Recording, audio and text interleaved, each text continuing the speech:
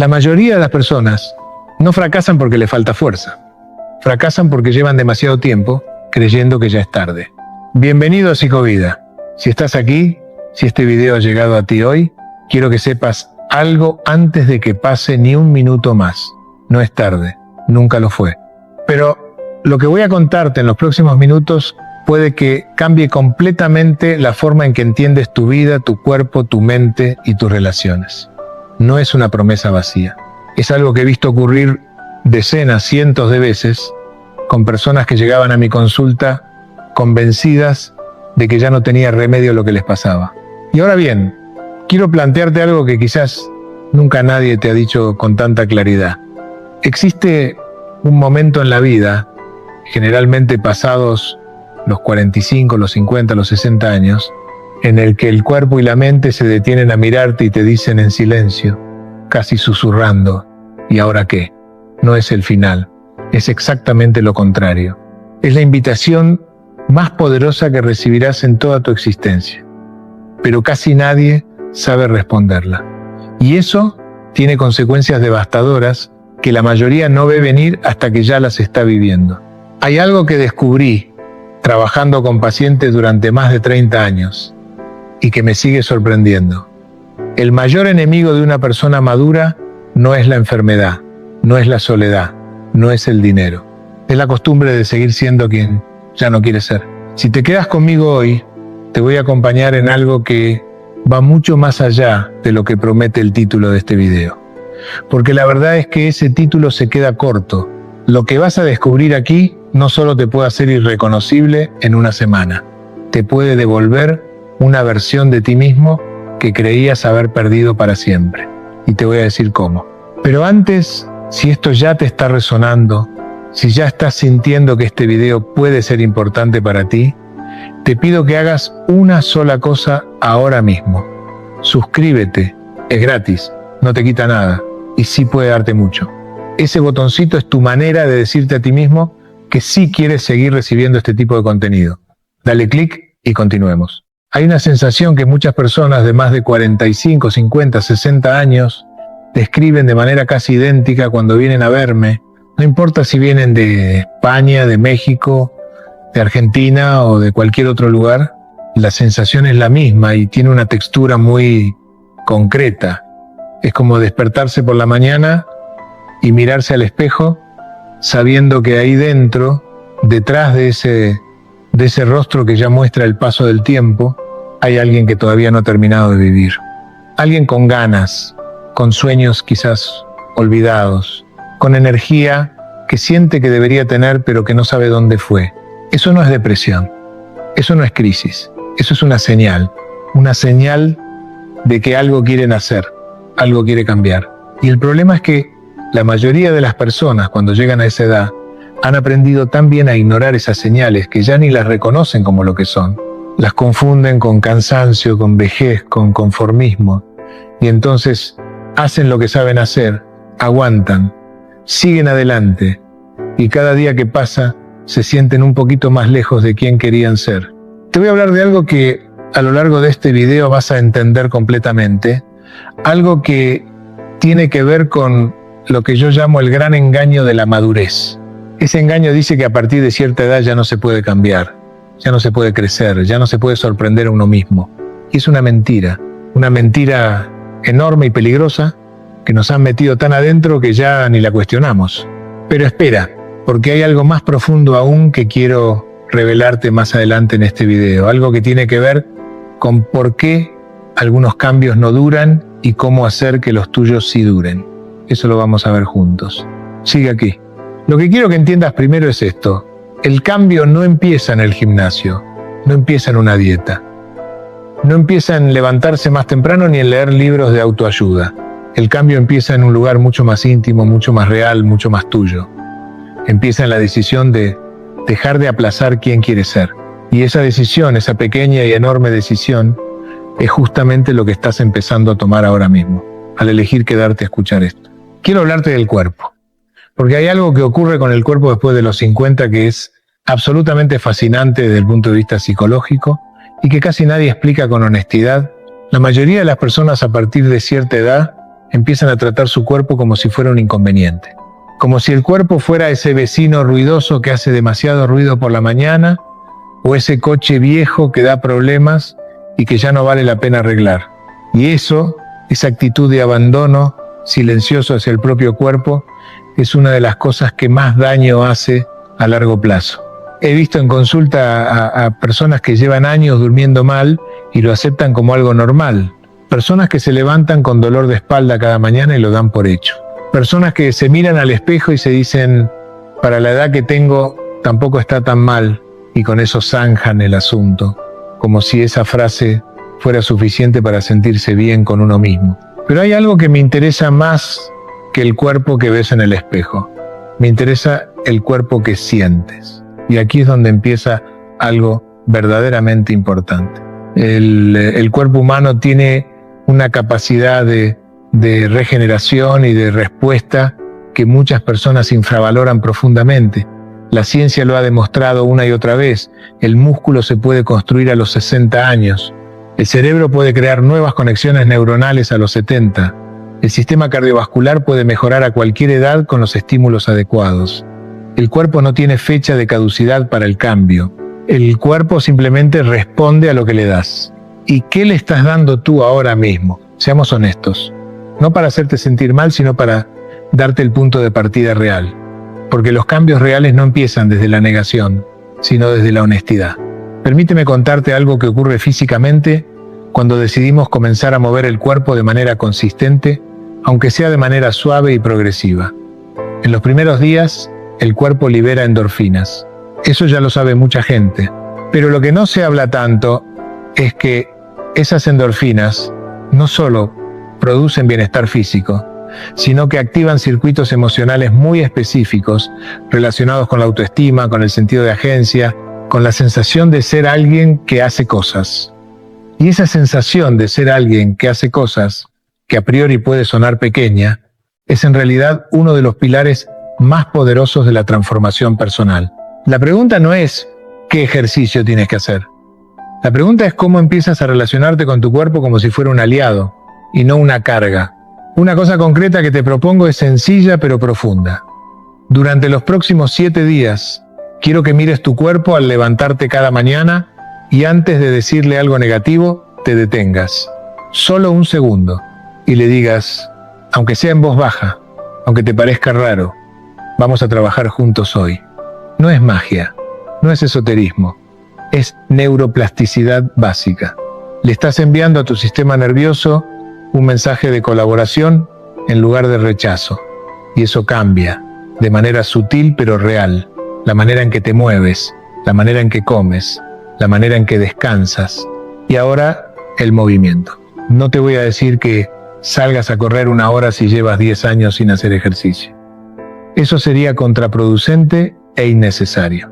Lo que sí te digo es esto: caminar durante 30 minutos al día, a paso ligero, con la cabeza erguida y los hombros hacia atrás, es una de las intervenciones más poderosas que existen para la salud mental y física en personas maduras.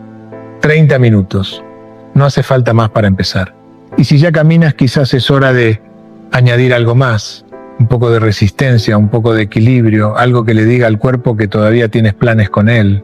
Pero recuerda lo que te prometí antes. Hay algo más que quiero revelarte sobre por qué los cambios no duran en la mayoría de las personas. Estamos llegando a eso. Sigue aquí. Quiero que imagines por un momento el interior de tu cabeza como un gran archivo. Un archivo enorme, lleno de carpetas con etiquetas.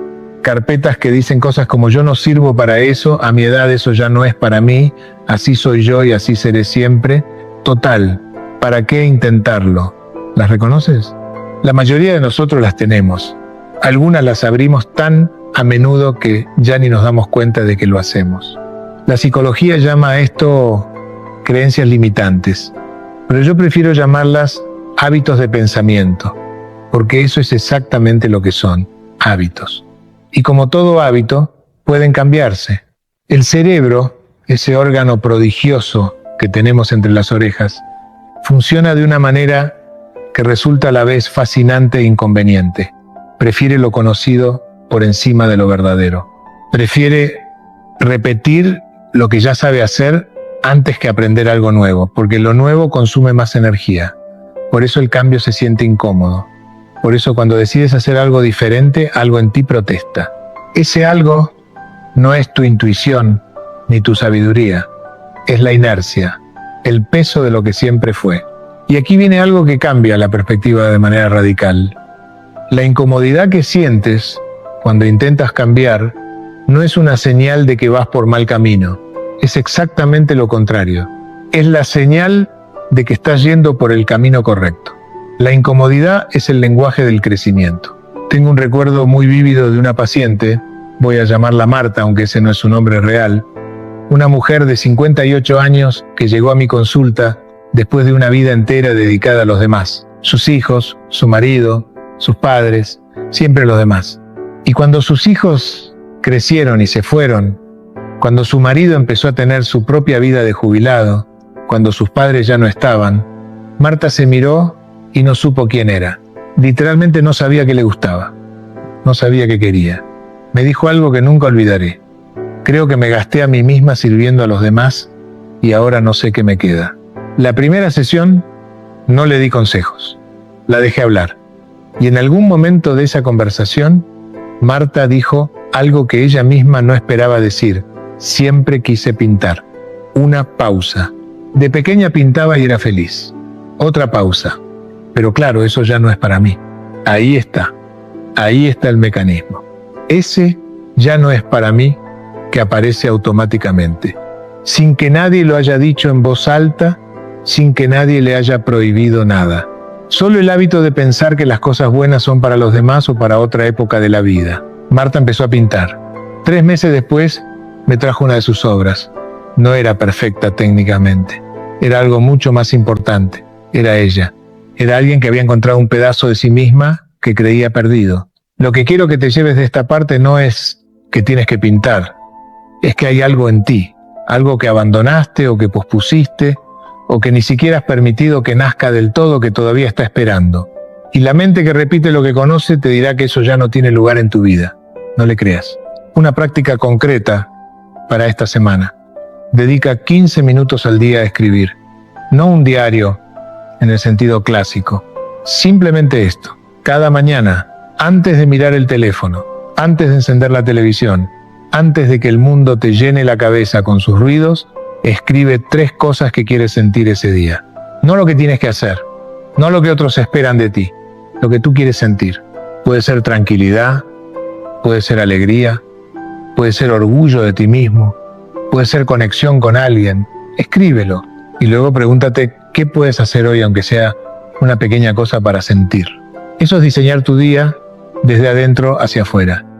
Y cuando empiezas a hacer eso sistemáticamente, algo cambia. No de golpe, sino de manera acumulativa, como el agua que poco a poco modela la piedra. Te lo prometí antes y aquí está, el gran engaño. Vivimos en una cultura que trata a la vejez y la madurez como un declive, como un camino hacia abajo, que empieza en algún momento de los 40 o los 50 y que ya no se puede revertir. Y esa narrativa, esa historia cultural que hemos absorbido sin darnos cuenta, nos hace un daño enorme. Porque lo que la ciencia dice, lo que la psicología positiva y la neurociencia han demostrado en los últimos 20 años es exactamente lo contrario. Las personas que viven con más propósito, con más resiliencia, con más riqueza emocional, son con mucha frecuencia personas mayores, no más jóvenes, mayores. El cerebro maduro tiene algo que el cerebro joven no tiene todavía: perspectiva, capacidad de regulación emocional, sabiduría práctica acumulada, la habilidad de distinguir lo que importa de lo que no importa. Esas son ventajas enormes, pero solo las aprovechas si decides aprovecharlas. Si no, quedan enterradas bajo el gran engaño. El gran engaño dice que lo mejor ya pasó, que ahora solo queda mantener lo que hay y esperar que no empeore demasiado. Y hay personas que pasan la segunda mitad de su vida entera creyendo eso, sobreviviendo, no viviendo. Quiero hacerte una pregunta y quiero que la escuches de verdad, que no la pases por alto como se pasan por alto las preguntas cuando alguien las hace en un video. ¿Cuándo fue la última vez que hiciste algo por primera vez? Piénsalo. ¿Cuándo fue la última vez que aprendiste algo nuevo de verdad? Que fuiste a un lugar que nunca habías ido, que hablaste con alguien diferente, que probaste algo que te daba un poco de miedo. La novedad no es solo entretenimiento. La novedad es nutrición cerebral. Cuando el cerebro se enfrenta a algo que no conoce, se activa de una manera especial, libera dopamina, forma nuevas conexiones, se mantiene vivo y flexible, y ese mantenerse vivo y flexible del cerebro tiene consecuencias directas en cómo te sientes, en cómo te ves, en cómo te mueves por el mundo. Una semana, 7 días, 7 cosas que nunca hayas hecho. No tienen que ser grandes gestas. Pueden ser tan pequeñas como tomar un camino diferente al trabajo, como escuchar un tipo de música que nunca escuchas, como hablar con un desconocido en el parque, como cocinar algo que nunca has cocinado antes. Lo que cuenta no es la magnitud, lo que cuenta es la novedad. Es la señal que le mandas a tu cerebro de que sigues abierto, sigues disponible, sigues siendo alguien que explora. Esa es una de las partes más importantes de esta semana de transformación. Y ya estás a mitad del camino de este video. Pero lo mejor, lo que más impacto puede tener en ti, todavía está por venir. Quédate. No hay transformación personal real que no pase por las relaciones. Podemos hacer todo lo demás bien, podemos comer mejor, movernos más, pensar de manera más positiva, pero si las relaciones que tenemos nos drenan la energía, nos hacen pequeños o simplemente nos mantienen atrapados en quien ya no queremos ser, el cambio tiene un techo muy bajo. Esto lo veo constantemente. Personas que se esfuerzan enormemente por cambiar su vida, pero que siguen rodeadas de las mismas dinámicas relacionales de siempre. Y no porque sean malas personas ni porque los que les rodean sean malos. A veces simplemente porque nadie ha parado a revisar de manera honesta qué tipo de relaciones nutren y qué tipo de relaciones vacían. Hay un concepto que me parece fundamental y que uso mucho en mi trabajo. El de los vínculos que confirman quién eres versus los vínculos que te invitan a ser más. Los primeros no son necesariamente malos. Pueden ser cómodos, familiares, seguros, pero si todos los vínculos que tienes son de ese tipo, si nadie en tu vida te desafía, te pregunta, te cuestiona con amor, te invita a crecer, entonces estás en una cámara de eco que te mantiene exactamente donde estás. Los vínculos que te invitan a ser más son esos que salen de una conversación y te sientes con más energía que cuando entraste. Son esas personas que cuando te hablan de sus proyectos, de sus sueños, de sus ideas, algo en ti se despierta también. Son quienes te hacen preguntas que no te habías hecho. Son quienes se alegran genuinamente de tus logros en lugar de minimizarlos o relativizarlos. Tienes esas personas en tu vida. ¿Con qué frecuencia estás con ellas? Y por otro lado, están los vínculos que drenan.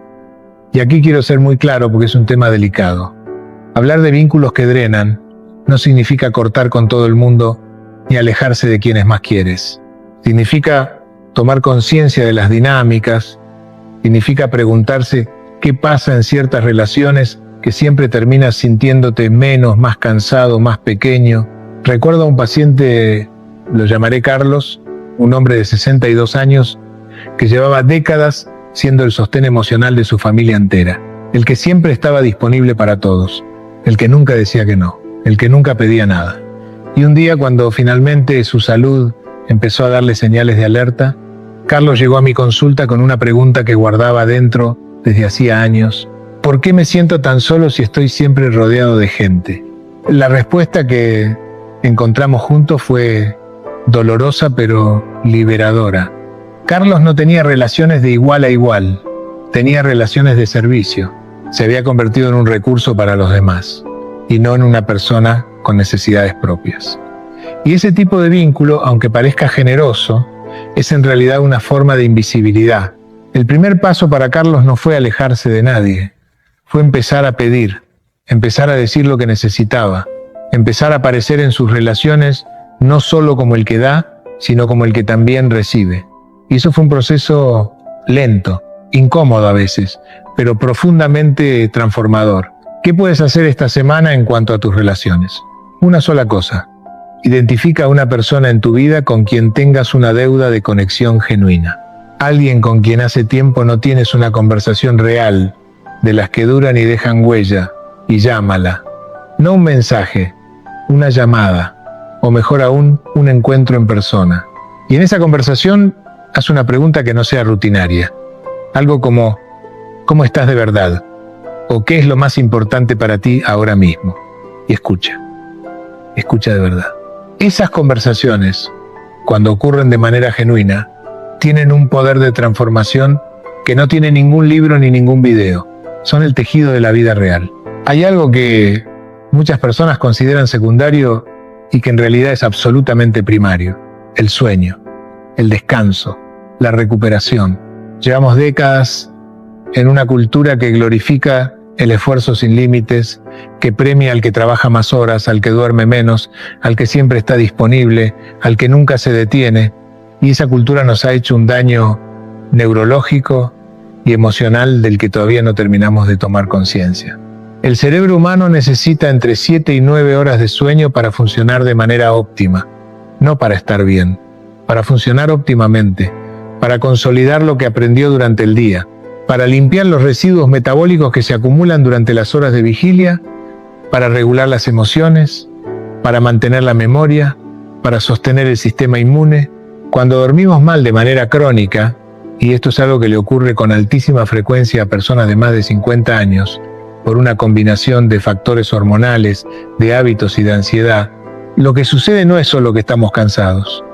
Lo que sucede es que tomamos peores decisiones, tenemos menos paciencia, somos más irritables, nos resulta más difícil encontrar motivación, la perspectiva se oscurece, las cosas pequeñas parecen insuperables. Y la gran trampa del sueño mal dormido es que te acostumbras tanto a funcionar en ese estado que ya no sabes lo que es funcionar bien, ya no tienes referencia. Crees que así eres tú, que así se siente la vida, que ese gris constante es simplemente la realidad. No lo es.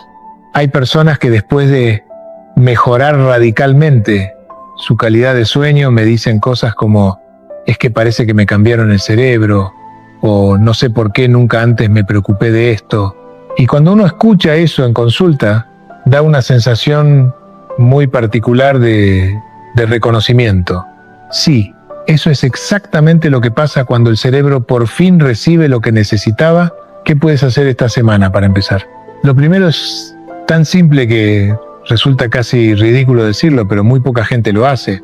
Fija una hora para acostarte y una hora para levantarte y respétalas todos los días de la semana, incluidos los fines de semana. El ritmo circadiano, ese reloj biológico interno, necesita consistencia. Cuando lo interrumpes los fines de semana durmiendo mucho más tarde, le estás causando algo que los científicos llaman jet lag social, que tiene efectos reales sobre el humor, la energía y el metabolismo. Lo segundo es alejar las pantallas al menos una hora antes de dormir. Las pantallas no solo estimulan el cerebro visualmente, emiten una luz azul que interfiere directamente con la producción de melatonina, la hormona del sueño. Una hora sin pantallas antes de acostarte puede mejorar tu calidad de sueño de manera significativa desde la primera noche. Y lo tercero, que quizás es lo más importante de todo, aprende a respetar tu descanso como un acto de responsabilidad hacia ti mismo. No es pereza, no es debilidad. Descansar bien es una de las cosas más inteligentes y más valientes que puedes hacer. Recuerda, todavía hay algo en este video que no te he dicho. Algo que tiene que ver con el cambio más profundo con el que lo sostiene todo lo demás. Lo estamos reservando para el final. Quédate. Voy a hablar de alimentación, pero no de la manera en que suele hablarse de alimentación. No te voy a dar una lista de lo que debes comer o no comer. Te voy a hablar de la relación que tienes con la comida, porque esa relación dice mucho más de lo que crees. Hay personas que comen de manera impulsiva cuando están ansiosas. Hay personas que se castigan comiendo mal como si el cuerpo fuera el culpable de sus frustraciones.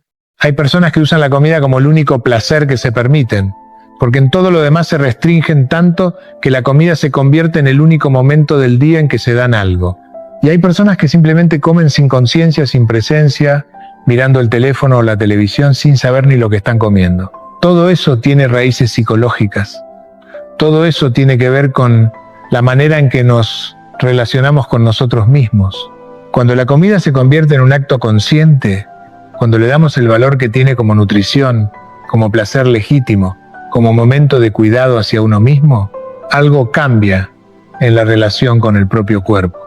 Y ese cambio tiene efectos que van mucho más allá de lo físico. La ciencia de la nutrición para personas maduras tiene algunas cosas muy claras.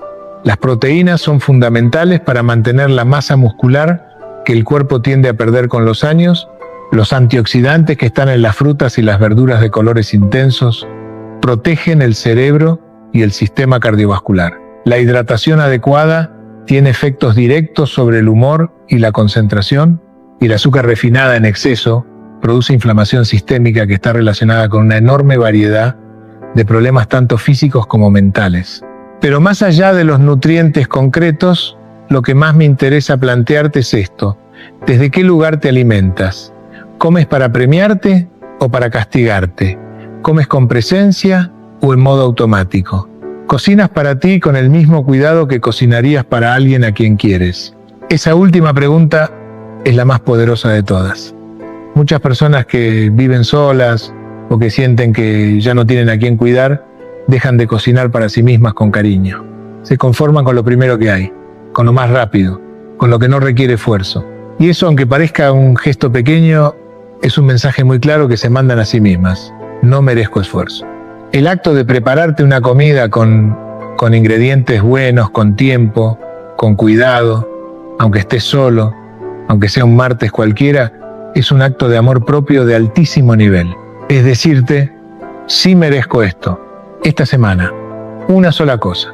Elige una comida al día, solo una, en la que te sientes sin pantallas, sin distracciones, y comes con presencia, con atención plena.